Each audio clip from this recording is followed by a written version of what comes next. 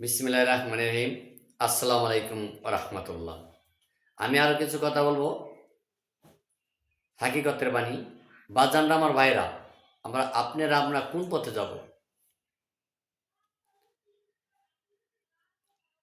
আল্লাহ দেখেন বাজান, মুন্সি মাওলানার কাছে গেলে তারা বলে ৫ ওয়াক্ত নামাজ পড়ো, রোজা রাখো, এতিমরে দান করো, মাদ্রাসা দান করো, মসজিদে দান করো, মসজিদ বড় করো, এগুলা করো। পীর মাশায়েখ কাছে যাবে, নজরানা দাও, তাগো পায়ে সেজদা দাও, গুরুর কথা মানো, গুরুর কথা মানা ফরজ। বয়াতির কাছে যাবেন, বাড়িতে গান দাও। আমার খাজা বাবা গান গাইছে, আমার বড় পীর আব্দুল কাদের জিলানী উনি গান শুনছে, বাড়ি গান দাও, বাউল গান। ডাক্তার কাছে যাবেন, সমস্ত ওষুধ জানিয়ে ডাক্তার কাছ থেকে নেন। মাতবরের কাছে যাবেন, বেজাল পড়ছে সে সাইরে দিবেন। বাজানরা আমার,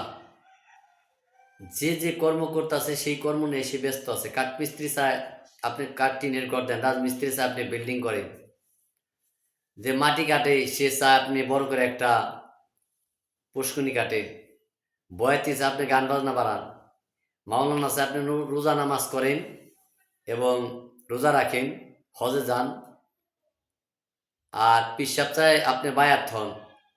বাজানরা আমার ভাইয়ের, আপনি কি করবেন, কোথায় যাবেন?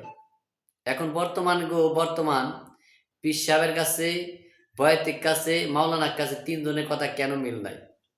আগে মানুষ এত জানতে পারতো না, কেন? মোবাইল, ইউটিউব কোনো কিছু ছিল না, ফেসবুক। এখন মানুষ জানতে পারতাছে একজনের কথা আরেকজনে কেরা কি করলে গেলে শুনতে পারতাছে। বাজার না আমার ভাইরা, আপনি কারো কথায় মন না দিয়ে, কারো কথা আপনি যোগ নিয়ে না দিয়ে এই যে পবিত্র কোরআন শরীফ ধরে রাখেন।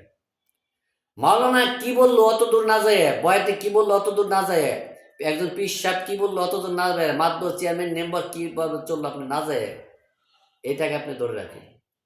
পবিত্র আল্লাহ কোরআন শরীফে কি বলছে আপনি ওইটা মানেন, আপনার জীবন ধন্য হয়ে যাবে। অনেকজনে যদি বলে নামাজ কোরআনে নাই, নামাজ পড়তাম না, আপনি মানবেন না।